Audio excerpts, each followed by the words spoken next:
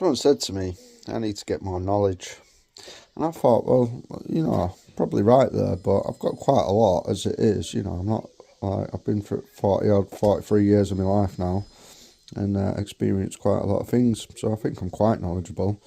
Might not always be good at implementing my knowledge or remembering some of it some other times. And, that's just because I've got problems, haven't I? I've got some issues. But the thing is I think I am quite knowledgeable, and I also know a bit about. Well, I've learnt a lot about adding value onto things and stuff like that over the last year and stuff, and it's been great. Like for instance, so you have a piece of metal, scrap metal. It's worth nothing really. It's just scrap value. But if you get that metal, melt it down, put it into jewellery, then you've added value to it. If you get that same piece of metal, give it to someone who's a well-known jewellery maker and get them to melt it down and make it into a piece of jewellery, it's worth even more. If you put that piece of jewellery and make more into a collection, it's worth even more money. It just keeps adding value. So there's ways of adding value to a item more than once by doing certain things. Same with houses. Now that's how some of the people are making themselves millionaires, billionaires and all the rest of it. What they do is they get an house and they get it below market value because there's people who really need to sell their house, and they've probably made a little bit of money in the interest, where it's gone up in interest, in equity.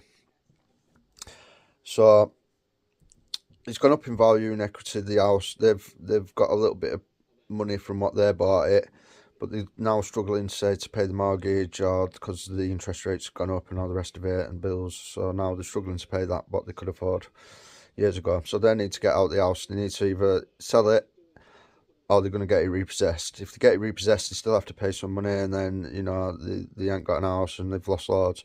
If they can sell it for the money that they've paid for, cover the mortgage, and maybe come out with a little bit of money, then they're on good footings.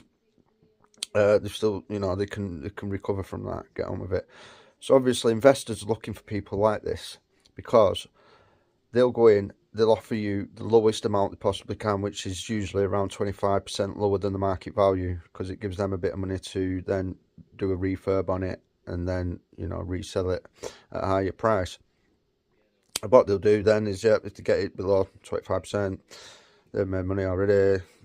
Just buy it off you, refurb it, add value to it, like they're doing with the jewellery, and then sell it on, make their money, or they rent it out and then just use the bank's money. See, this is everyone's saying that the banks are always going to be going.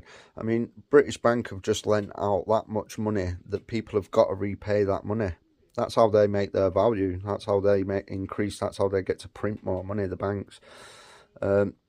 Without you and you lending money and then adding interest, then it doesn't, it don't work for them.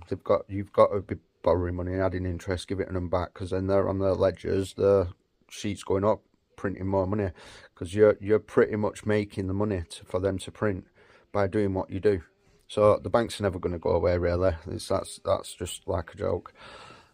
It's just who's in control of the banks is going to change, maybe, but that's about it.